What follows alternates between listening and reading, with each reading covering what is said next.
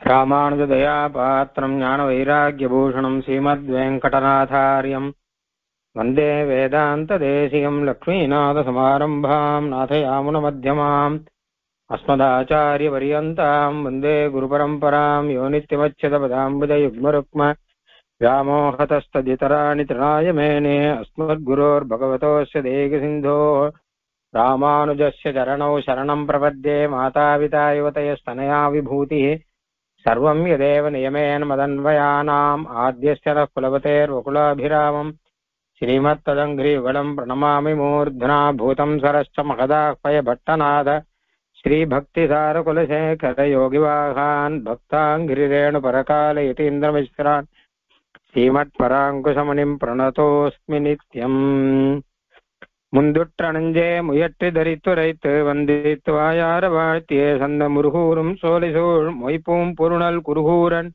மாறன் பேர் கூறு முன்னுரைத்த திருவிருத்தம் 100 பாட்டும் முறையன் வரும் ஆசிரியம் 7 பாட்டும் மன்னிய நற்பொருள் பெரிய திருவந்தாதி மறவாதபடி 87 பாட்டும் பின்னுரைத்ததோர் திருவாய்மொழி எப்பொழுதும் பிழையற 1102 பாட்டும் இந்நிலத்தில் வைகாசி விசாகன் தன்னில் எழிற்குறுகை வருமாறா இறங்கு நீயே முயற்றி சுமந்தெழுந்து முந்துற்ற நெஞ்சே இயற்றுவாய் எம்பொடு நீ கூடி நயப்புடைய நாவின் தொடை கிளவி உள்பொதிவோம் நற்பூவை பூவின்ற வண்ணர் புகழ்.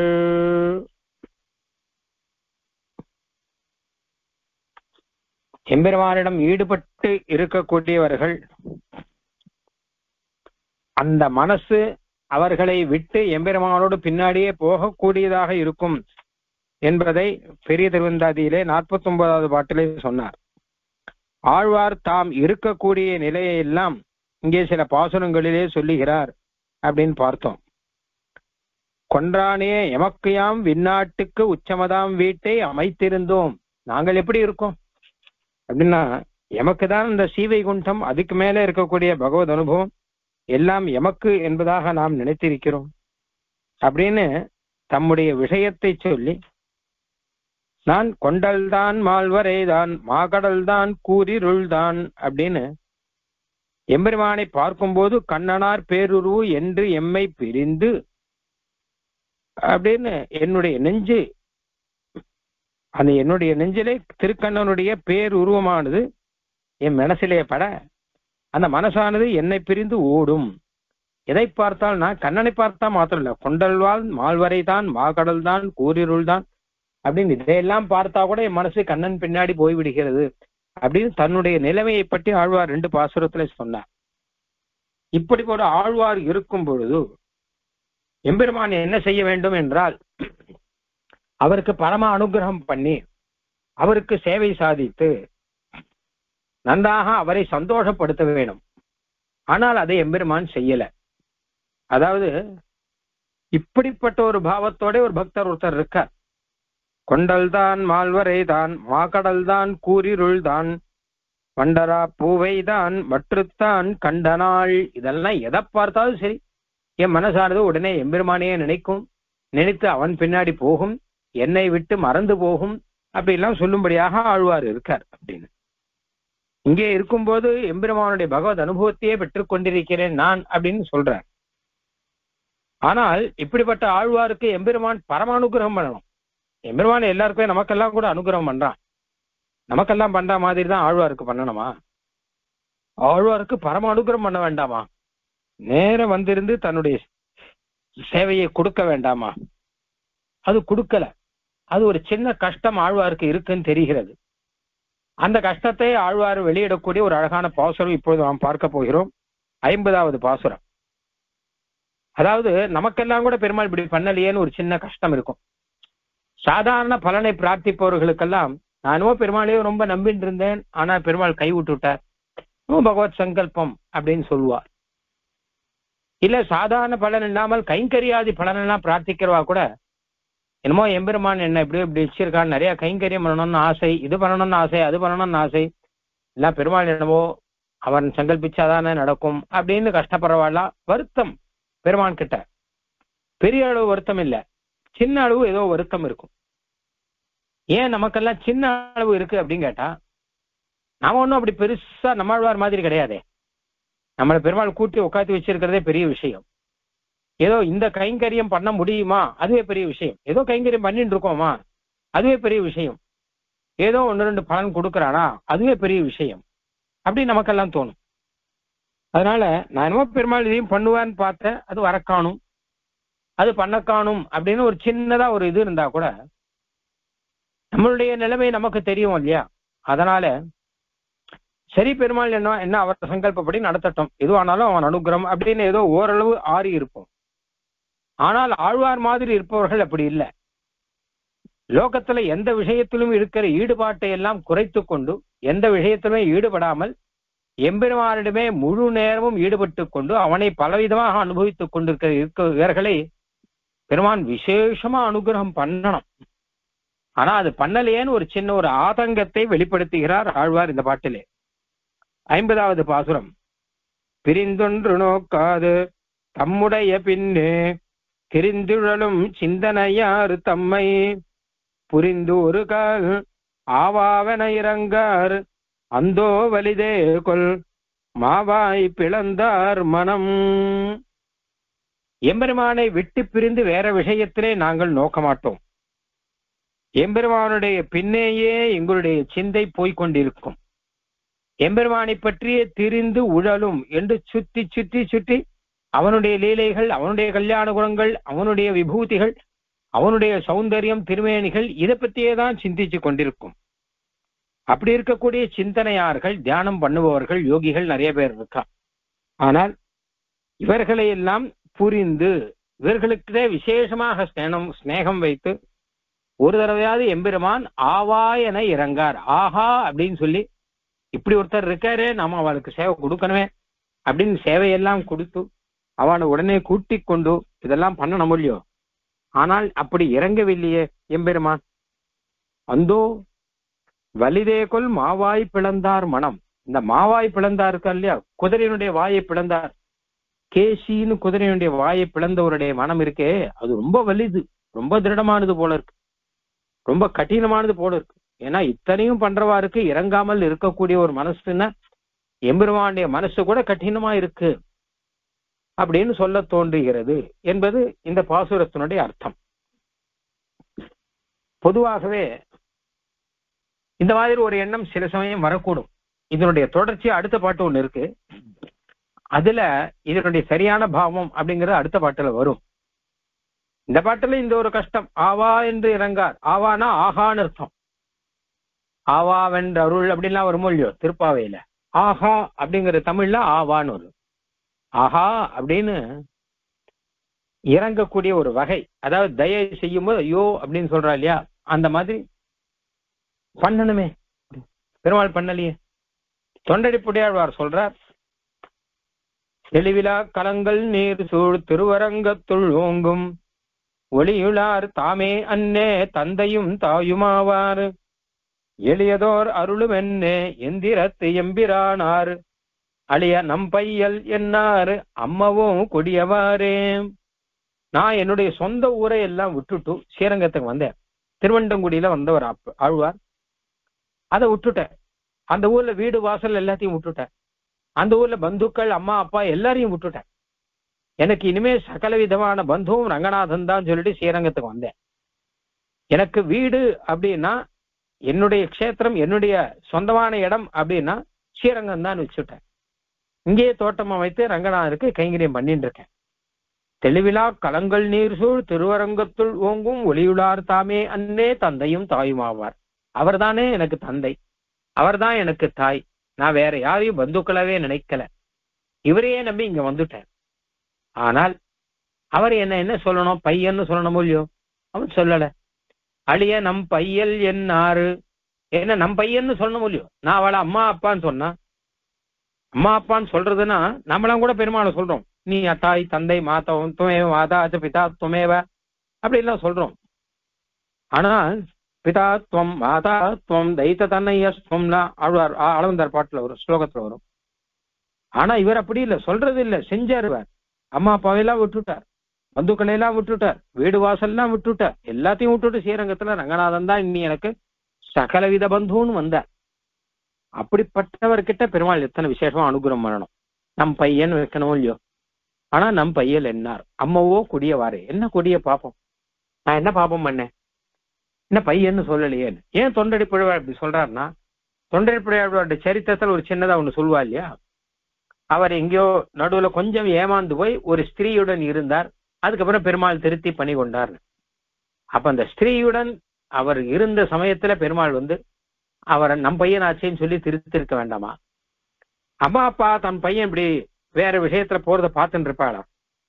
ஒரு அம்மா அப்பா இருந்தா வச்சுக்கோ, அவ தன்னுடைய பையனுக்கு ஏதாவது துசகவாசம்லாம் வந்தா உடனே விலக்கி அவனை திருத்தி நல்வழிப்படுத்த மாட்டாளா?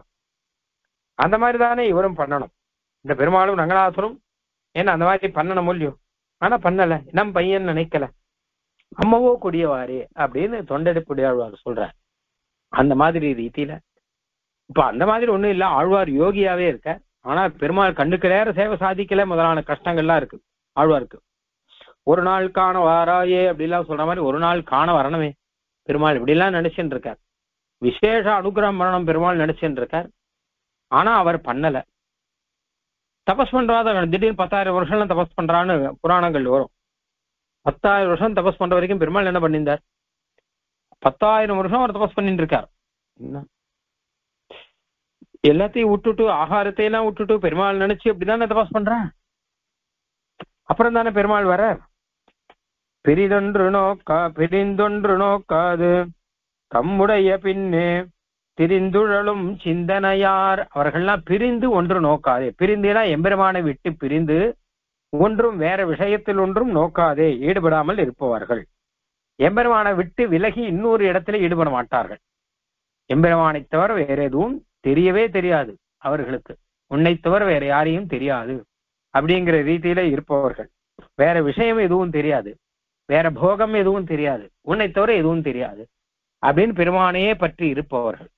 பிரிந்து ஒன்றும் நோக்காது தம்முடைய பின்னே, தம்மை தொடர்ந்தே தம் விஷயத்திலேயே, அதாவது பெருமான் விஷயத்திலேயே திரிந்து உழலும் சிந்தனையார். பெருமான் விஷயத்தை திரிந்துனா சுத்தி சுத்தி இந்த பெருமாள் விஷயத்திலே ஈடுபட்டு போவர்கள் அப்படின்னு. இந்த சொரூப ரூப குண விபவ ஐஸ்வர்யான பெருமாளுடைய சொரூபம், பெருமாளுடைய ரூபம், குணங்கள், விபூதிகள், ஐஸ்வர்யங்கள், இந்த மாதிரி என்னென்ன இருக்கோ. ஐஸ்வர்யம்னா பெருமாளுடைய ஆளும் திறமை அப்படின்னு அர்த்தம்.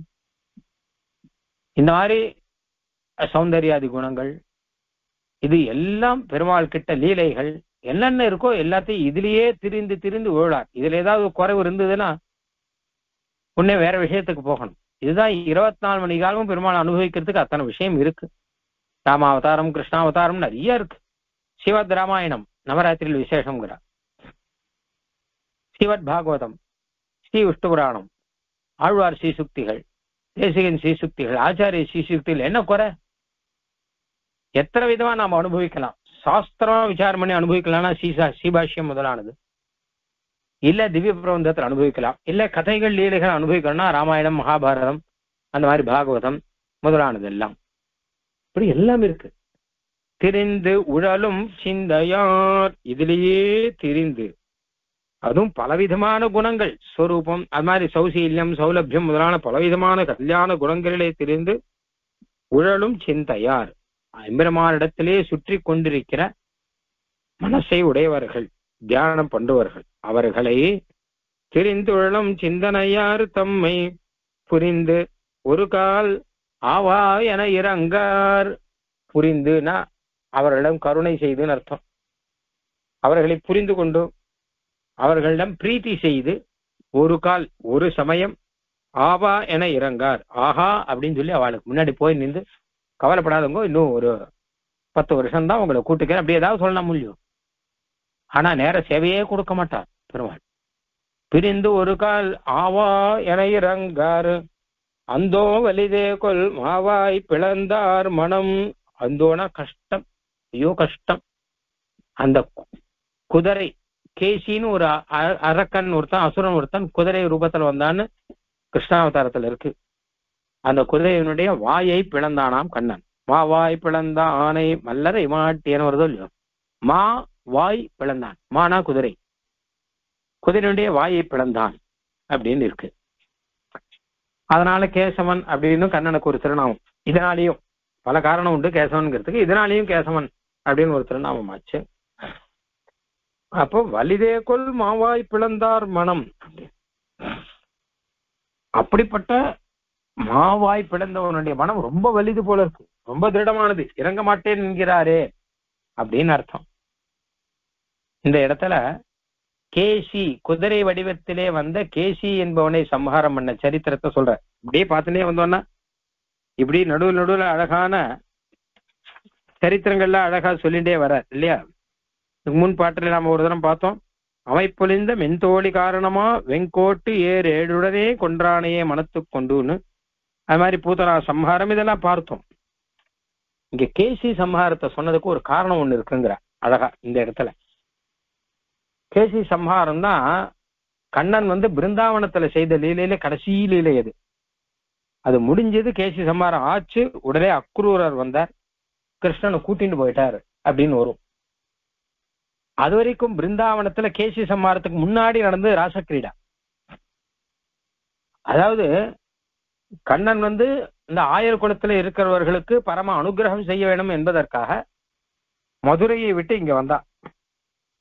இந்த கண்ணன் குழந்தையா இருக்கச்சிலிருந்து ஆரம்பிச்சே அவன்கிட்ட ரொம்ப ஆசையோடு கூட இவன் எல்லாரும் பழகின்னு இருந்தா அப்படிங்கிறது எல்லாருக்கும் தெரியும்.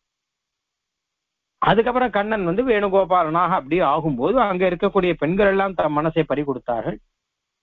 இப்ப அவர்களுக்காக கண்ணன் அவர்களுக்கு அனுகிரகம் செய்வதற்காக ராசக்கிரீடை நடத்தினான். ராசக்கிரீடா அப்படிங்கிறது ஒரு நாள் மாத்திரம் நடந்தது இல்லை, அது பல நாள் நடந்திருக்கு. பகவான் பிதா ராத்திரிஹி அப்படின்னு ஒரு பாகவதத்துல, தா ராத்திரிஹி பல தினங்கள் பல இரவுகளிலே ராத்திரி வேளையில ராசக்கிரீடை நடக்கும் யமுனா நதி கரையில.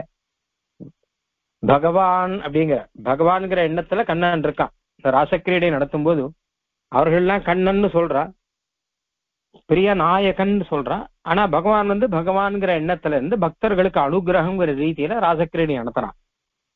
சரதோற்புள்ள மல்லிகாக வீக்ஷ ரந்தும் மனச்சக்கரே யோகமாயா உபஸ்திதா. சிவத் பாகவதத்துல ராசக்கிரீடையை ஆரம்பிச்ச முதல் ஸ்லோகம் இது. யோகமாயா உபஸ்திதான்னு வரும். அவனுடைய யோகமாயினால்தான் இந்த ராசக்கிரீடை பண்ணான். ஏன்னா இந்த ராசக்கிரீடை லீலைங்கிறது இருக்கே மற்ற லீலைகள்லாம் மாதிரி கிடையாது. பிருந்தாவனத்துல எப்படி ஆனா பூத்தனா சம்ஹாரம் இது மாதிரி சம்ஹாரங்கள்லாம் இருக்கும் இல்லையோ, இதெல்லாம் ஒரு பலிஷ்டன் கண்ணன் மகாபலசாலி அப்படின்லாம் தெரியும். ஆனா இது அப்படி கிடையாது. ஒவ்வொரு ஸ்திரீக்கும் ஒவ்வொரு ரூபம் எடுத்து எல்லாரோடையும் கண்ணன் தோல்ல கை போட்டுன்னு இருந்திருக்கான். யோகமாயா அப்படின்னு ஒண்ணு பகவானுடைய ஒரு ஆச்சரியமான சங்கல்பம். அதை வச்சு கொண்டு பகவான் இங்க ராசக்கிரீடா குறவை ஆட்சியரோடு கோத்ததும்னு ஆழ்வார் பாடுற மாதிரி ரொம்ப விசேஷமான ஒரு வைபவம். அவர்களுக்கு ஆயர் குலத்துல இருக்கக்கூடிய பெண்களுக்கு இது சீவி கொண்ட போகம் மாதிரி ஆனந்தமா இருக்கக்கூடிய சமயம். ஆனால் இது முடிஞ்ச உடனேயே கண்ணன் அவளை ஏமாத்திட்டு கிளம்பிட்டான், அவளை விட்டு பிரிஞ்சுட்டான். அவளும் இந்த மாதிரி இருந்தவாதான கண்ணனை தவிர வேற எதுவுமே தெரியாம இருந்தவர்கள். பிரிந்தொன்று நோக்காது தம்முடைய பின்னே திரிந்து உழலும் சிந்தனையாறு தம்மை. அவளும் அப்படிப்பட்டவாதான். ரிஷிகள் மாதிரி உட்காந்து தியானம் பண்ண வேண்டாம், ஆனால் காமாத் கோப்பியாக பயாத் கம்சான்னு சொல்ற மாதிரி கண்ணன் மேல இருக்கிற ஆசையினாலே அவனை தவிர வேற சிந்தை எதுவுமே இல்லாமல் இருந்தவர்கள். கண்ணன் மாடு மேய்க்க போனான்னா உடனே அபத்தங்கள் என் விளையுமோன்னு சொல்லி கண்ணா நீ மாடு மேய்க்க போக வேண்டாம் அப்படின்லாம் சொல்லக்கூடியவர்கள். அவன் மாடு மேய்க்க போனான்னா அவன் திரும்பி வரக்கூடிய மாலை பூசலுக்காக காத்திருந்து தவம் பண்ணி கூடுவார்கள். இப்படி எல்லாம் இருக்கக்கூடியவன். அவன் சிந்தனை தவிர வேற சிந்தனை இல்லாதவர்கள். காலையில எழுந்து தயிர் கடையச்ச ஆரம்பம். அப்பவே கோவிந்த தாமோதர மாதவான்னு கண்ணன் சிந்தையோடையே எழுந்திருந்து அதோடையே தயிர் கடைந்து இப்படி எல்லாம் தான் அவர்களுடைய வேலையே இருக்கும். அவர்களுடைய நித்திய கர்மானுஷ்டானம் எல்லாமே கண்ணன் இல்லாம கிடையாது. அவ மனசுல மொத்தமும் கண்ணன். அப்படியேதான் அவளுடைய எல்லா காரியங்களும். அவர்கள் தயிர் கடைவதோ இல்ல இன்னும் குடும்ப காரியங்களோ எல்லாமே கண்ணன் நினைவோடையே தான் இருந்துட்டு இருக்கும். மற்றதெல்லாம் ஏதோ நடக்கும், அவ்வளவுதான். அதான் பிரிந்து ஒன்று நோக்காது. கண்ணனை விட்டு பிரிந்து ஒண்ணுங்கிறது அவளுக்கு கிடையாது. ஆனா கண்ணன் அவளை விட்டு பிரிஞ்சுட்டான்.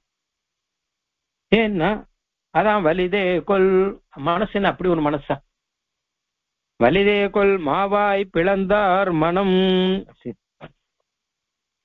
அப்போ அந்த கோபிகைகள், அதுலயும் ராதா, பாலிகா முதலான கோபிகள் பேரை சுவாமி தேசிகனே எடுக்கிறார்.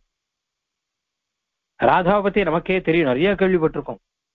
அந்த ராதாவுக்காகவாவது கண்ணன் மதுரைக்கு போனவன் திரும்பி வந்தானா? கிடையாது. மதுரைக்கு போனவன் தான், திரும்பி வரவே இல்லை. அப்போ இவ மனசெல்லாம் எந்த பாடுபட்டு இருக்கும்? அவர்கள் அதே சிந்தையில இருந்தாலே, அப்போ அத அவர்களை மனசுல வச்சுட்டு ஆழ்வார் பாடியிருக்காருன்னு கூட சொல்லலாம். மாவாய் பிளந்தார் மனம் அப்படின்னு சொல்லிட்டு இப்படி நடந்துட்டாரு அவர்கள் கிட்ட. அவர்களுடைய பாவத்துலதானே ஆழ்வாரே பல பாட்டு பாடியிருக்கார். பாவி நம்ம ஆழ்வாரே மல்லிகை கமல் தண்டலீர் மாறோ, அதுல இன்னும் பல இடங்கள்ல ஆயர்குல பெண்களுடைய பாவத்துல தான் பாடியிருக்காரு. அவளுக்கே இந்த கதி, அவளுக்கே கண்ணன் ஆஹா என்று இறங்கவில்லை அப்படின்னும் போது, அப்போ அவன் மனசு வலிதா அப்படின்னு ஒரு சின்ன ஒரு அதிசங்கா அப்படின்னு சொல்லலாம், இல்ல ஒரு ஆசங்கா, இப்படி இருக்கானே என்று அவனுடைய நிலையை சொல்லுகிறார். பிரிந்தொன்று நோக்காது தம்முடைய பின்னே திரிந்துழலும் சிந்தனையாறு தம்மை புரிந்து ஒரு கண் ஆவாவென இறங்கார் அந்தோ வலிதே கொல் மாவாய் பிளந்தார் மனம். அடுத்த பாட்டு. மனமாளுமோரைவர் பண்குறும்பர் தம்மை சினமாழ்வித்து ஓரிடத்தே சேர்த்து புனவேய தந்துழாயானடியை தான் காணுமக்தன்றே வந்துடாம் சீரார்க்கு மாண்பு. ஆனா இப்படி சொல்லிட்டாரே எம்பெருமானை பத்தி, அடுத்தது ஆழ்வார் என்ன பண்ண போறார், அடுத்த பாட்டுல என்ன பண்ண போறாருன்னு ஒரு ஆசங்கை நமக்கு இருக்கு. இப்போ அடுத்த பாட்டுல ஆழ்வார் என்ன சொல்ல போறார், இதுக்கு ஏதாவது சமாதானம் சொல்ல போறாரா அப்படின்னா அழகா சொல்றார். அவன் எப்படி வேணா இருக்கட்டும், நமக்கு ஒரு மாண்புன்னு ஒண்ணு இருக்கு, நமக்கு வழக்கம், நமக்கு அழகு. அழகா செய்யறது என்ன கேட்டான்னா, அந்த எம்பெருமானை மனசிலே நினைத்து கொண்டே இருப்பது, அதுதானே நமக்கு அழகு. அவன் அப்படி இருந்தாலுமே நமக்கு இதுதானே அழகு அப்படிங்கிறார். அதாவது எதுவானாலும் அவனுக்கு தெரியும் எப்ப அனுகிரகம் பண்ணணும் என்ன என்பதெல்லாம் அவனுக்கு தெரியும். நமக்கு மனசுக்குள்ளே ஒரு சின்ன ஆசங்கா முதலானதெல்லாம் இருந்தால் கூட எம்பெருமானுக்கு யாருக்கு எப்பொழுது எந்த மாதிரி அனுகிரகம் பண்ணணும் அப்படிங்கறதெல்லாம் அவனுக்கு தெரியுமானபடினால அத ஒரு தோஷமாக பெருமானிடம் இருக்கக்கூடிய தோஷமாக சொல்லல. பின்ன என்ன கேட்டா ஒண்ணு செய்யலாம், மமைவது அப்படின்னு சீதா பிராட்டி சுந்தரகாண்டத்துல சொல்ற, எனக்கு தான் துர்பாகியம் மகதஸ்தி நசம்சயா அப்படின்னு. அதாவது பெருமாள் ஸ்ரீராமன் லக்ஷ்மணன் இவெல்லாம் சீதா பிராட்டியை மீட்டுக்கொள்ள வரவில்லை. ஏன் வரவில்லைன்னு யோசிச்சு பாக்குறான். கிட்டத்தட்ட 8 மாசத்துக்கு மேல ஆயிடுத்து பிராட்டியை பிரிந்து லங்கையில இருக்க. திருவடி கிட்ட சீதா பிராட்டி சொல்ற, ஏன் அவ 2 பேரும் வரல? ஒருவேளை அவளுக்கு அங்கிருந்து இவ்வளவு தூரம் வர முடியலையா, யுத்தம் பண்ண முடியலையா அப்படின்னா அது கிடையாது. ஏன்னா அவளுக்கு முடியலன்னா வேற யாருக்கு முடியும்? அவளுக்கு முடியாதுன்னு ஒண்ணு கிடையாது. ராமலக்ஷ்மணோ 2 பேர் இருக்காளு, இவாளால முடியாத காரியமே கிடையாது. லங்கையை பஸ்மம் ஆக்கிடுவா, இவாளுக்கு முடியாதுங்கிறது கிடையாது. இல்ல வேற ஏன் வரல? ஒருவேளை பெருமாளுக்கு வேணா ஏதாவது ஸ்நேகம் குறைஞ்சு போச்சா? ஆச்சு 8 மாசம் ஆச்சுன்னா, காணாத போய் 8 மாசம் ஆச்சுன்னா அப்ப கொஞ்சம் கொஞ்சமா ஸ்நேகம் குறைஞ்சு போயிடும். அப்ப ஒருத்தர் காணாத போய் 8 மாசம் ஆயிடுத்துன்னு வச்சுக்கோங்க, அப்புறம் அவர் வந்தாதான் கஷ்டமா இருக்கும் சில பேருக்கு. ஐயோ வந்துட்டாருன்னு தோணும். ஏன்னா இந்த 8 மாசம் அப்படி பழகிடும். அந்த மாதிரி பெருமாளுக்கு இருக்குமா அப்படின்னா அதுவும் கிடையாது. ஏன்னா மமச்சா அப்பசத காந்தா மகான்யகனி வர்த்ததே அப்படின்னு காலம் நாளாக ஆக சோகம் குறையும்னுவா லக்ஷ்மணா ராமன் சொல்ற. ஆனா எனக்கு நாளாக ஆக சோகம் அதிகமாயிட்டு இருக்கு அப்படிங்கிற. அவரை பத்தி பெருமாளுக்கும் தெரியும், பெருமாளை பத்தி பிராட்டிக்கும் தெரியும், பிராட்டியை பத்தி பெருமாளுக்கும் தெரியும். இந்த 2 பேரை பத்தியும் ஆஞ்சநேயருக்கு தெரியும். அவர் சொல்லிருக்கார் சீதா பிராட்டி கிட்ட, உண்மை பிரிந்து பெருமாள் இப்படி வாடின்னு இருக்கார், உண்ணாது உறங்காது அப்படின்னு, தூக்கம் இல்லை ஆகாரம் இல்லைன்னு இருந்துட்டு இருக்கான்னு சொல்லியிருக்கார். அதனால ஸ்நேகத்துல குறவுங்கிறதும் கிடையாது, இல்ல சக்தியில குறவுங்கிறது கிடையாது. பின்னையே வரல அப்படின்னு கேட்டா என்னுடைய தௌர்பாகியம் தான் வரல. மமைவத்து துஷ்கிருதம் நான் பண்ண பாப்போம் ஏதோ பெருசா இருக்கும் போல இருக்கு. மகதஸ்தின சம்சயம், நான் ஏதோ பெரிய பாப்பம் பண்ணிட்டேன், ஏதோ தௌர்பாகியம், பாக்கியம் இல்லை எனக்கு, அதனால்தான் அவ வரல, வேற காரணம் அவ மேல தப்பே சொல்ல முடியாது அப்படின்னு சீதா பிராட்டி சொல்ற. அந்த மாதிரி ரீதியில எம்பெருமான் அனுகிரகம் பண்ணல ஆவான இறங்கார் அப்படின்னா அவன் மேல தப்பு இல்லை. என்ன எந்த இடத்துல வைக்கணுமோ அந்த இடத்துல வச்சிருக்கான். நம்மளே ரொம்ப பிரார்த்திக்கிறோம், நடக்கல அப்படின்னு வச்சுக்கோங்க. பெருமாள் என்னமோ அனுகிரகம் பண்ணல, நமக்கு இது போறோம்னு வச்சுட்டான் பெருமாள், அவ்வளவுதான் சொல்ல தோன்றது. அதுக்கு மேல வேற எதுவும் இல்லை. அப்போ நாம தோஷம் சொல்றதுக்காக இல்ல, இல்ல திருப்பி எம்பெருமான் போய் கோபிச்சுக்கிறதுக்காக இல்ல, இல்ல எல்லாருக்கிட்டையும் இப்படிதான் பெருமாள் வந்து நம்பினா கவுத்துட்டார் பெருமாள் எனக்கு அனுகிரகம் பண்ணலன்னு சொல்றதுக்காக இல்ல. அப்ப நாம செய்ய வேண்டியது என்ன அப்படின்னு கேட்டான்னா, நாம தொடர்ந்து அதே பெருமாளிடம் நாம் ஈடுபட்டு கொண்டிருப்பதல்லவா நமக்கு அழகு. அதை சொல்றார் ஆழ்வார் இந்த பாசுரத்துல. மனமாளுமோரை இவர் வன்குறும்பர் தம்மை சினமழ்வித்து ஓரிடத்து சேர்த்து புனமேய தந்துழாயான் அடியை தாம் காணும் அக்குதொன்றே வந்துடாம் சீரார்க்கு மாண்பு. மனசு அப்படின்னு ஒரு இந்திரியம், அந்த இந்திரியத்தை ஆளக்கூடியவர்கள் பஞ்சேந்திரியங்கள். மனசை கூட தன் பக்கம் இழுக்கக்கூடியவர்கள் பஞ்சேந்திரியங்கள். வன் குறும்பர்கள், ரொம்ப குறும்புக்காரர்கள், நம்மள துஷ்டர்கள். அவர்களை சினம் ஆழ்வித்து, கோபத்தை எல்லாம் அழித்து, அந்த 5 இந்திரியங்களையும் ஒரு இடத்திலே எம்பெருமானத்திலே ஈடுபடும்படி பண்ணி நாம் செய்ய வேண்டியது இதெல்லாம். வெறும் இப்படி இப்படி கதையெல்லாம் பேசிட்டு இவர் எப்படி அப்படி பெருமாள் என்ன பண்ணா அந்த மாதிரி இந்த கதையெல்லாம் பேசிட்டு இருக்கிறத காட்டிலும் இந்திரியங்களை எல்லாம் சேர்த்து வைத்து, மனசை கூட ஆளக்கூடிய பஞ்சேந்திரியங்களையும் சேர்த்து எம்பெருமானிடம் ஈடுபடுத்தி கொண்டு இருக்க வேண்டும். ஆச்சரியமான தந்துழாயை தாங்கிக் கொண்டிருக்கும் எம்பெருமான் அவனுடைய அடியை தாம் காணும், அவனுடைய திருவடியை நாம் மனசாலேயே நினைத்து கொண்டிருக்க வேணும். இதுதானே வந்துழாம் சீரார்க்கு மாண்பு. நல்ல குணமுள்ள மகான்களுக்கு இதுதானே அழகு அப்படின்னு அர்த்தம். அதாவது சீரார்னா குணமுள்ளவர்னு அர்த்தம், நல்ல வண்ணா உதாரணமான, அதாவது நல்ல குணமுள்ளவர்கள் மகான்கள். அவெல்லாம் இப்படியா சொல்லிட்டு இருப்பா. எத்தனையோ மகான்களுக்கு எவ்வளவு கஷ்டம் வந்துருக்கு. அவளை இந்த மாதிரி பெருமாள் இப்படி பெருமாள் இப்படிதான் சொல்ல மாட்டா. சரி, மேற்கொண்டு அடுத்து என்ன கேட்டா, இன்னும் பெருமாள் கிட்ட ஈடுபாட்டை வளர்த்துக்கணும் அவ்வளவுதான் அப்படின்னு விட்டுருவா அவள்லாம். ஏன்னா அதுதான் அழகு. அவளை வந்துடாம் சீரார்க்கு மாண்பு அப்படின்னு. நல்ல சீர் உள்ளவர்கள், சீரார் குணமுள்ளவர்கள், எம்பெருமானிடம் நல்ல பக்தியும் வைராகியத்தையும் உள்ளவர்கள். இந்த பெருமாள் ஒரு பலன் கொடுக்கலைன்னா அதுல ஏதோ நல்லது இருக்கும் அப்படின்னு தெரியும். அந்த நல்லது ஏதோ இருக்குன்னு சொல்லி தன்னுடைய மனசை தேற்றி கொண்டு அப்படியெல்லாம் இல்லை. பகவத் சங்கல்பம் தெரியுமானபடினால மேற்கொண்டு நம்ம சொரூபத்துக்கு ஏற்றது என்ன கேட்டா எம்பெருமானிடம் ஈடுபட்டு இருத்தல் தான். இதுக்காக அவனை விட்டுட முடியுமா? அதனால அவனிடம் ஈடுபட்டு இருத்தலே நம் சொரூபத்துக்கு ஏற்றது. நாமெல்லாம் என்ன ஆனாலும் தாசர்கள், நமக்கு கை கால்லாம் எம்பெருமான் தான் கொடுத்துருக்கான் அப்படின்னு. அதனால அதை அவனிடம் பஞ்ச இந்திரியங்கள் எம்பெருமான் தான் கொடுத்துருக்கான். பஞ்ச இந்திரியங்கள், அந்த இந்திரியங்களுக்கான சக்தி எல்லாத்தையும் கொடுத்துருக்கான் இல்லையா? அது அப்படியே எம்பெருமானம் செலுத்துவதிலே நாம் எந்த குறையும் வைக்கக்கூடாது அப்படின்னு இருப்பதல்லவா அழகு அப்படிங்கிற. இதனால என்ன ஆச்சு அப்படின்னு கேட்டான்னா, போன பாசுரத்திலே சொன்ன மாதிரி எம்பெருமான் அந்த அளவிலே ஒரு அனுகிரகம் செய்யவில்லை என்றாலும் மனசை அவனிடம் நாம் செலுத்திக் கொண்டிருப்பது நமக்கு அழகு. அப்போ எம்பெருமான் அதை உரிய சமயத்திலே யாருக்கு எப்படி பண்ணணுமோ அப்படி பண்ணுவான் அப்படிங்கிறதை நாம் புரிந்து கொள்ள வேணும். சில சமயம் அனுகிரகங்கள்லாம் புரியாது, புரியாட்டா புரியல அப்படின்னு இருக்கணும், அவ்வளவுதான். தோஷம் சொல்ல முடியாது என்று அர்த்தம். போன வாசரத்திலே சொன்ன கோபியருடைய விற்த்தாந்தம் பார்த்தோம் இல்லையோ, அவர்களையெல்லாம் கண்ணன் தவிக்க விட்டுட்டு போனான்னு இல்ல, தவிக்க விட்டுட்டு போனான். ஏன்னா மனசுல எவ்வளவு துடிச்சிருப்பா அவள்லாம். ருருதுஹு சுஸ்வரம்னு வரும், ஓனும் அழறா. கண்ணன் வண்டியில ஏத்திட்டு அக்ரூருடைய பேர்ல கண்ணன் ஏறி போறான், இங்க உட்காந்து ஓனும் அழுதுன்றான் எல்லாரும். அந்த மாதிரி இருக்கக்கூடியவர்கள். ஆனால் கண்ணன் என்ன பண்ணா, பின்னாடி ஒரு சமயம் குருக்ஷேத்திரம் அதுல கண்ணன் வந்தா அப்படின்னு. ரொம்ப நாள் அவளை பார்க்கவே இல்லை.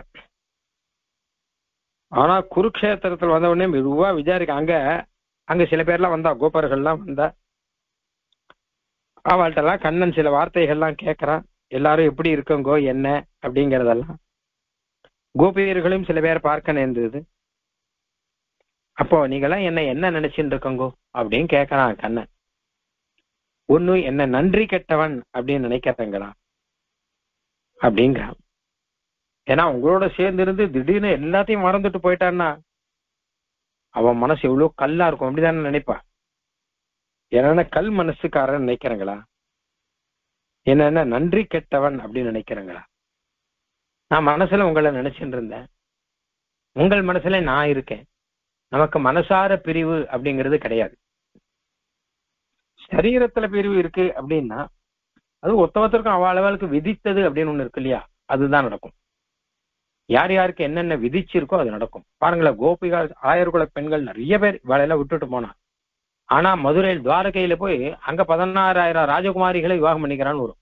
அப்ப அவளோட கூட குடும்பமே நடத்துறான். 16,000 பேரோட குடும்பம் நடத்துறான். அவளுக்கு பாக்கியம். இவாளுக்கு பாக்கியம் இல்ல. அது பாக்கியாதீனமாக அது நடக்கும். யார் யாருக்கு என்ன நடக்குமோ அப்படி நடக்கும். ஆனால் மனசினாலே எம்பெருமானை விட்டு பிரியாமல் இருக்கிறோமா, அதுதான் முக்கியமானது. அது நமக்கு இருக்கு அப்படின்னு சில வார்த்தைகள்லாம் கண்ணன் சொன்னான் அப்படின்னு வரும். ஆஹா, அந்த மாதிரியாக மனமாளுமோரை இவர் வன்குறும்பரு தம்மை சில வாழ்வித்து ஓரிடத்தே சேர்த்து. மனம் ஆளும், மனசை ஆளக்கூடியவர் ஓர் ஐவர், ஒரு 5 பேர் இருக்கா, பஞ்சேந்திரியங்கள் இருக்கா இல்லையோ, அவ மனச ரூல் பண்றாளாம். அந்த ஓர் ஐவர் வன்குறும்பர், ரொம்ப வலிய குறும்பர்கள், மகாதுஷ்டர்கள். ஏன்னா நம்மள கண்ணாமண்ண இழுத்துன்னு போயிடுவார். அவர்களை சினம் ஆழ்வித்து கோபத்தை அழித்து ஓரிடத்தே சேர்த்து, எம்பெருமான் என்கிற ஒரு இடத்திலே சேர்த்து, அந்த பஞ்சேந்திரியங்களை சேர்த்து அப்படின்னு எம்பெருமானுடைய திருவடியிலே ஈடுபடும்படியாக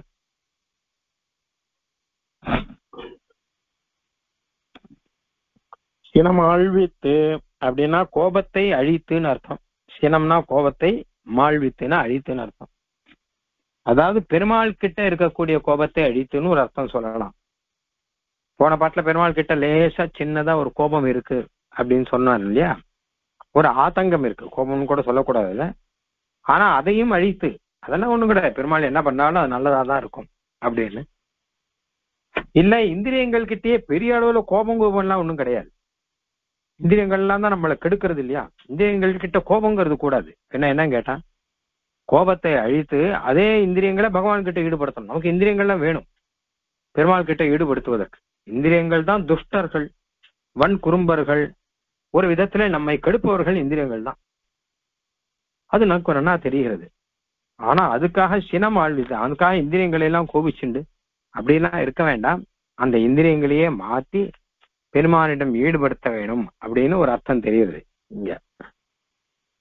இங்க மனம் ஆளும் அப்படின்னா மனசே ஆளக்கூடியவர்கள் இந்திரியங்கள் அப்படின்னு ஒரு விஷயம் சொல்றார். ஆனா மனசை இந்திரியங்கள் ஆளுமா, இந்திரியங்களே மனசு ஆளுமா அப்படின்னு கொஞ்சம் யோசிச்சு பார்க்கறான், விசாரம் பண்றான் இங்க. ஏன்னா பஞ்ச இந்திரியங்களையும் மனசுதான் ஆட்டி படைக்கிறது அப்படின்னு சொல்றது உண்டு. அப்படின்னு மனோகி ஹேதுஹு சர்வேஷாம் இந்திரியானாம் பிரவர்த்தனே அப்படின்னு ராமாயணத்துல வரும். எல்லா இந்திரியங்களும் ஒழுங்கா நடக்கிறதா இல்லையாங்கிறது மனசுக்கு தான் அதீனம், மனசுதான் காரணம். மனசுபடிதான் இந்திரியங்கள்லாம் நடக்கும்.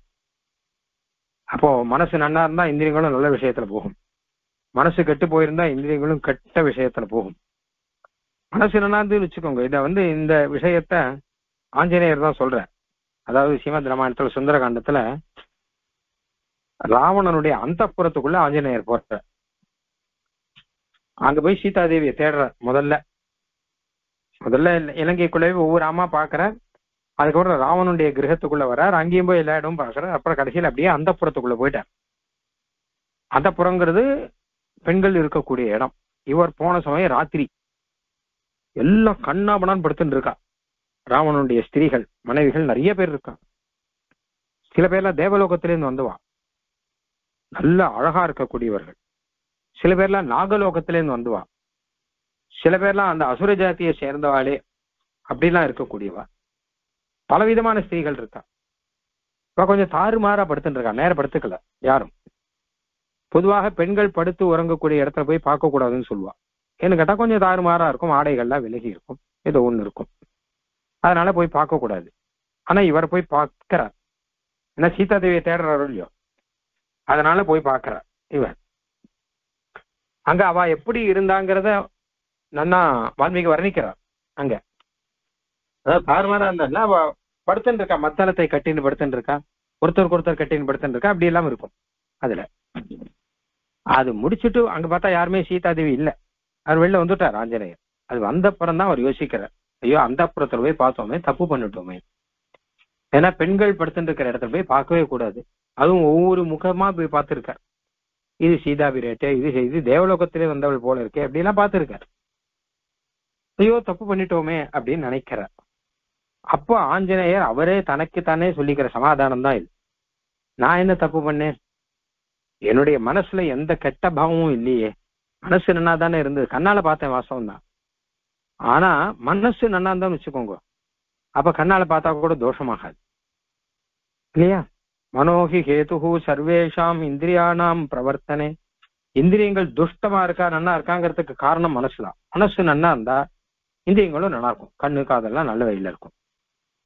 நான் கெட்ட பாவத்தோட பார்க்கலையே, நல்ல பாவத்தோட தான் பார்த்தேன். சீதா பிராட்டி இருக்காதான் பார்த்தேன். சீதா பிராட்டி இருக்காரான்னு அந்த புறத்தில் தேடாம வேற எங்க தேட முடியும், அதையும் சொல்லிக்கிறவர். ஏன்னா பெண்கள் இருக்கிற இடத்துல பெண்ணை தேட முடியும், இன்னொரு இடத்துல ஆண்கள் 10 பேர் கும்பலா இருக்கிற இடத்துல போய் அவரை தேட முடியும் இல்லையே. அதனால பெண்கள் இருக்கிற இடத்துல பெண்ணை தேடுறது நல்லது தானே. அதனால என் மனசுல சீதா தேவி தவிர வேற யாரும் இல்லை, அதனால என் கண்ணால தோஷம் வராது. கண்ணால பார்த்து தப்பாகாதுங்க, கண்ணால பார்த்துருக்க அது தப்பாகாது. ஏன்னா மனசு நல்ல வழியில போறது, அப்போ கண்ணை கெட்ட வழியில அழிச்சுன்னு போல நல்ல வழியில அழிச்சுன்னு போறது அப்படிங்கிற அந்த மாதிரி ரீதியில பார்த்தான்னா மனசுதான் இந்திரியங்களை எல்லாம் ஆளக்கூடியது அப்படின்னு சொல்லணும். ஆனா ஆழ்வார் இங்க என்ன சொல்லியிருக்காருன்னா, மனம் ஆளும் ஓரை இவர். மனம் ஆளும்னா மனசை ஆளும்னு அர்த்தம். மனசை ஆளக்கூடிய 5 பேர். இது ஏன்னு சொல்லிருக்காருன்னா, வாஸ்தவம் தான், நம்ம மனசளவுல நல்லவாளா இருப்போம், இந்திரியங்களை எல்லாம் ஓரளவு மனசுக்கு வசப்படுத்தி வைக்கலாம். ஆனா சில சமயம் என்ன ஆறுதுன்னு கேட்டான்னா, இந்திரியங்கள் மனசை இழுத்துன்னு போயிடுறது. அந்த இந்திரியங்களுக்கு சரியான தீனி கிடைக்கலன்னு வச்சுக்கோங்க, அதுவும் அந்த போக்கிய வஸ்துக்களை எல்லாம் பார்த்தாச்சுன்னா நல்லவனுடைய மனசே கூட கெட்டு போயிடும், அந்த மாதிரி ஆயிடும். திருடவனுக்கு அவன் திருட வேண்டாம்னு முடிவு பண்ணிப்பான், ஆனா ஏதோ ஒரு காலகட்டத்தில் பார்த்தா திருடலாம் அப்படின்னு தோணிடும். அப்போ பலவான் இந்திரிய கிராமஹா வித்வாம்சம் அபிகர்ஷத்தின் பாகவதத்தில் வரும். இந்திரியங்கிறது ரொம்ப பலம் உள்ளது, சில சமயம் மனசையும் இழுத்துன்னு போயிடும். அது மனசளவுல நல்லவனா இருந்தா கூட இந்திரியங்கள் சில சமயம் அந்த மனசையும் கெட்டவனை ஆக்கி தானும் கெட்டு போறது. அதனாலதான் மனமாளும் ஓரை இவர். மனசை ஆளக்கூடிய அளவு இந்திரியங்களுக்கு அந்த சக்தி இருக்கு. வன்குறும்பர் தம்மை அப்படின்னு ரிஷிகள்லாம் மனசையெல்லாம் அடக்கி காட்டுல தியானம் பண்றா. ஆனா அந்த காட்டுல சில சமயம் அவளுக்கு என்ன ஆயிடுதுன்னு கேட்டா, ஏதாவது போகிய வஸ்துக்களை பார்த்தான்னா, அங்க ஏதோ அப்சர ஸ்திரீகள்லாம் வரான்னா, குடும்பம் நடத்த ஆரம்பிக்கிறான்னா, என்னாச்சு இந்த மனசுக்கு? இந்திரியம் தானே ஜெயிச்சது. மனசு ஜெயிக்கிறதா இந்திரியம் ஜெயிக்கிறதானா? இந்திரியம் தானே ஜெயிக்கிறது. இங்க சில சமயம் அப்படி ஆயிடும். அதனால மனம் ஆளும் ஓர் ஐவர், ஒரு 5 பேர். ஆழ்வார் கிட்டத்தட்ட இந்திரியங்கள்லாம் ஐவர்னு பல இடத்துல சொல்றது உண்டு. ஆவித்து கைக்கா ஐவர் குமைக்கும் சிற்றின்பம் அப்படிலாம் வரும். இந்த 5 பேர் இருக்கானே அப்படின்னு 5 பேர் பேரெல்லாம் சொல்ல வேண்டாம், ஒரு 5 பேர் நம்ம கூட இருக்கா. அப்படி மனமாளும் ஓரை வர் மண்குறும்பர் தம்மை. ரொம்ப குறும்பர்கள், வெறும் உட்காண்டா பரவாயில்ல, குறும்புகாரெல்லாம் ஏதாவது செஞ்சுட்டே இருப்பா இல்லையா, அந்த மாதிரி இந்திய பேர் தான் இருக்கட்டுமே. கண்ணை மூடின்னு கொஞ்சம் உட்காந்துக்கிறேன் நான். ராத்திரி கண்ணை மூடி தூங்குறோமோ இல்லையோ, 4-5 மணி காலம் 6 மணி காலம், அது மாதிரி பகல்லையும் ஒரு 5 மணி காலம் கண்ணை மூடி இருக்கேன். என்ன இப்போன்னா இருக்காது, அது குறும்பு பிடிச்சதாச்சே கண்ணுங்கிறது. கண்ணு குறும்பு பிடிச்ச பாடையினால கண்ணை முடிந்து இருக்காது. அது கண்ணை திறந்து ஏதாவது இதை பார்க்கலாமா அதை பார்க்கலாமா தான் பார்த்துட்டு இருக்கும். நாக்கை அடைக்கிண்டு இருக்கலாம்னா இருக்காது, ஏதாவது சாப்பிடலாமா அப்படின்னு தான் தோணும். அதெல்லாம் குறும்பர்கள். சின்ன பசங்க குறும்பு பசங்களை எல்லாம் சொல்லுவான், ஒரு இடத்துல உட்கார மாட்டான் அப்படின்னு, ஏதாவது பண்ணிட்டே இருக்கணும். அந்த மாதிரிதான் இந்திரியங்கள். வன்குறும்பர் தம்மை சினமாழ்வித்து, கோபத்தை எல்லாம் போக்கி, அந்த இந்திரியங்கள் மேல இருக்கக்கூடிய கோபத்தையும் போக்கி, ஓரிடத்தே சேர்த்து, ஒரே இடம், அது எம்பெருமான். இடம்னா விஷயம்னு அர்த்தம். ஒரு விஷயம், பெருமான் என்கிற விஷயத்திலேயே இந்த 5 இந்திரியங்களையும் சேர்த்து, அப்படின்னா பகவத்கீதையில கண்ணன் சொல்ற மாதிரி மனசை அடக்கணும்னா என்ன வழி அப்படின்னு கேட்டான்னா, எல்லாவற்றுக்கும் கண்ணனையே விஷயமாக்கணும் அப்படின்னு. அதான் இந்திரியங்கள்லாம் விட்டுட்டு நம்ம விளக்க முடியாது நம்மால. பின்ன என்ன கேட்டான்னா, கண்ணாலே கண்ணனை பார்க்கணும், காதால கண்ணன் கதைகளை கேட்கணும் அப்படின்னு எவ்வளவுக்கு எவ்வளவு அதுல இருக்கோமோ அவ்வளவுக்கு எவ்வளவு நம்ம வெளி விஷயத்தை விட்டு கண்ணன் கிட்ட வரோம் அப்படின்னு அர்த்தம். அவ்வளவுதானே. அதனால ரசோப்பியஸ்ய பரம் திருஷ்டுவா நிவர்த்ததே அப்படின்னு வரும் பகவத்கீதையில. என்னையே இந்திரியத்துக்கு விஷயமாக்கு, அப்ப இந்திரியத்தை அடக்கலாம் கண்ணன் சொல்றான். உங்களுக்காக தானே நான் இத்தனை பண்ணியிருக்கேன், இத்தனை லீலைகள்லாம் இருக்கு. புனமேய வந்துழாயா நடியை தாம் காணும், அந்த இந்திரியங்களை எல்லாம் ஒரு இடத்துல சேர்த்து வைத்து, தந்துழாய குளிர்ந்த துழாய் முடியும். புனமேய, புனம்னா நல்ல வயல், அதிலே மேயன பொருந்தி இருக்கிற, தன் துழாயான் குளிர்ந்த திருத்துழாயை உடைய, திருவடியை உடையவன் அப்படின்னு அர்த்தம். இல்ல தந்துழாயான திருத்துழாயை தரித்திருப்பவன் எம்பெருமான், அவனுடைய திருவடி அப்படின்னு அர்த்தம். திருத்துழாய்க்கு 2 விஷயம் இருக்கு. ஒன்னு தன் துழாய், ரொம்ப குளிர்ச்சியான திருத்துழாய்னு ஒண்ணு. அதாவது நல்ல பச்சை திருத்துழாய், பசுமையாக புதுசா இருந்து வச்சுக்கோ, நல்ல வாசனையா இருக்கும், நல்ல குளிர்ச்சியா இருக்கும்.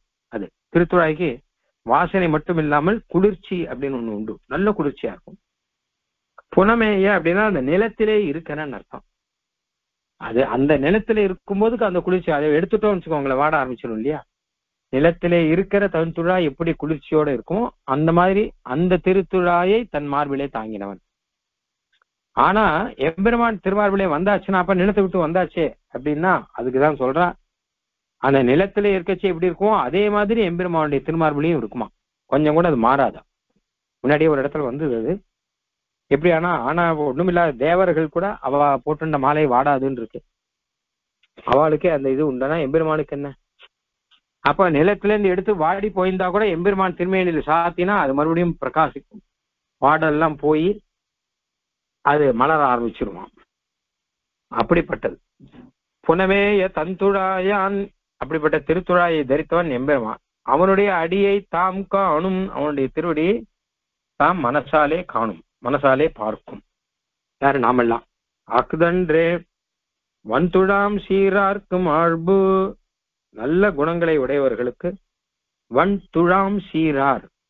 வன் அப்படின்னா வள்ளல் தன்மை பொருந்திய உதாரமான, சீரார் கல்யாண குணங்களை உடையவர். துழாம் அப்படின்னா துழாவும் அப்படிங்கறதா துழாம் அப்படின்னு அர்த்தமா. அப்போ பல விஷயங்களிலே ஈடுபடும் அர்த்தம். தன் துழாம் உதாரங்களும் பரந்தனவுமான அப்படின்னு, நல்ல பரந்த மனசு அப்படின்னு சொல்றாரு இல்லையா, அது மாதிரி பரந்த கல்யாண குணங்கள். அப்போ தன் துழாம் வன் துழாம் உதாரங்களும் பரந்தனவுமான சீராருக்கு, குணத்தை உடையவர்களுக்கு அப்படின்னு அர்த்தம் சொல்லியிருக்கார். ஒண்ணு பண்ணலாம், உதாரம் அப்படின்னா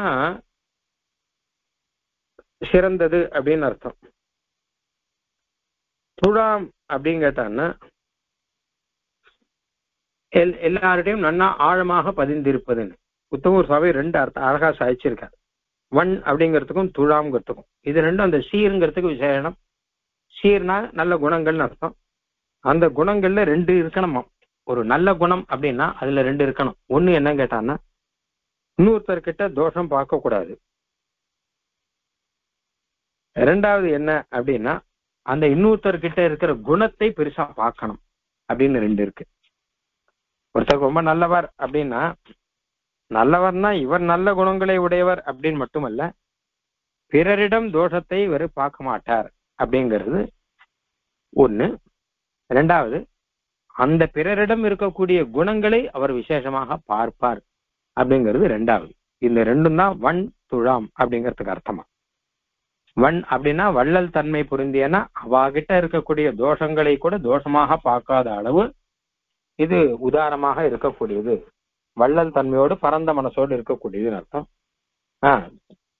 அப்புறம் துழாம் அப்படின்னா துழாவும் அப்படிங்கிறது சுருக்கி துழாம்னு சொல்றார். இதான் பறந்ததுன்னு அர்த்தம். அப்படின்னா அவாகிட்ட இருக்கிற குணங்களை பெரிதாக நினைத்து அவளை தன்னோடு ஒரு பரந்த மனசோடு சேர்த்துக் கொள்வது இது. ஆக இப்படிப்பட்ட சீரார் நல்ல குணங்களை உடையவர் அவர்கள் எம்பெருமானிடம் போய் தோஷம் காண்பார்களா? பொதுவாக யாரிடமே தோஷம் பார்க்க மாட்டாத கல்யாண குணங்களை உடையவர்கள், பொதுவாக எல்லாரிடமே குணத்தை பார்க்கக்கூடியவர்கள், அவர்கள் பெருமாளிடம் போய் தோஷம் சொல்வார்களா? இந்த இந்திரியங்களிடம் தோஷம் சொல்வார்களா? அதெல்லாம் கிடையாது. இவாளுக்கு மாண்பு அப்படிங்கிற, மாண்புன்னா அழகுன்னு அர்த்தம் பண்ணிருக்கார். அதாவது ஒரு நல்ல புருஷன்னா அவனுக்கு அழகு என்னன்னு கேட்டான்னா, இந்த மாதிரி நல்ல சீர கல்யாண குணங்களை உடைய பக்தர்கள்னா அவளுக்கு அழகு யாரையும் கோவிச்சுக்காமல், இந்திரியங்களையும் கோவிச்சுக்காமல், பெருமாளையும் கோவிச்சுக்காமல் அந்த எம்பெருமானுடைய திருவடியை காணும், தன்னுடைய மனசாலே அனுபவிக்கும் அர்த்தம். அதுதான் மனமாளும் ஓரை வன்குறும்பர் தம்மை சினமாழ்வித்து ஓரிடத்தே சேர்த்து புனமேய தந்துழாயான் அடியை தான் காணும் அகுதன்றே வன்துழாம் சீரார்க்கு மாண்பு அப்படின்னு. இங்க அவனையே மனசாலே கண்டுகொண்டு இருக்க வேணும், இது நம்முடைய நம்முடைய குணங்களுக்கு பொருந்தினது அப்படின்னு அர்த்தம். பெருமாள் திருமொழியிலே தருதுயரம் தடாயேல் அப்படின்னு 10 பாசுரம் சொல்லிருக்க. அதையெல்லாம் இங்க யோசிச்சு பார்க்கலாம். நினைக்காமன்னு சொல்லிருக்க. தருதுயரம் தடாயேல் உன் சரணல்லால் சரணில்லை அப்படின்னு எம்பெருமான் கஷ்டத்தையே கொடுத்தா கூட அவனுக்கு கோவிச்சு, அதாவது பெருமாள் நிறைய கஷ்டத்தை கொடுக்கிறார், கொடுத்தா கூட உங்ககிட்ட எனக்கு கோபமும் இல்லை, தோஷமும் இல்லை, எதுவும் இல்லை, உன் சரணம் தவிர வேற சரணம் எனக்கு கிடையாது. விரைகுரு மலர்பொழில் சூழ் வித்துவக்கோ தம்மானே அரிசிலத்தால் ஈன்றதாய் அகற்றிடினும் மட்டவள் தன் அருள் நினைந்து அடுங்குழவி அதுவே போன்று இருந்தேனே. வெண்துயர் வீட்டாவிடனும் வித்துவக்கோ தம்மா, நீ எத்தனை கஷ்டம் கொடுத்தாலும் சரி உன்னை தவிர வேற யாரையும் நான் போய் செவிக்க மாட்டேன், உன்னை நான் மறக்க மாட்டேன்னு 10 பாட்டுல சொல்ற. அங்க இந்த இடத்துல குழந்தை உதாரணம் சொல்ற. குழந்தை எப்படி அம்மாவை தவிர வேற யாரும் தெரியாதோ, அம்மா அடிச்சாலும் சரி, அம்மா உதைச்சாலும் சரி, அம்மா காலதான கட்டிக்கும். அந்த மாதிரி உன்னை தவிர ருஷா நிரஸ்தோபி சிசுஸ்தனந்தயா நஜாதுமாத்தோ சரணோ ஜிகாசித்தின்னு அப்படியே இத சம்ஸ்கிருத சாதிக்கிற. அம்மா காலதான் கட்டிக்குமே தவிர வேற யார் காலையும் கட்டிக்காது, அம்மாவை கோவிச்சுக்காது.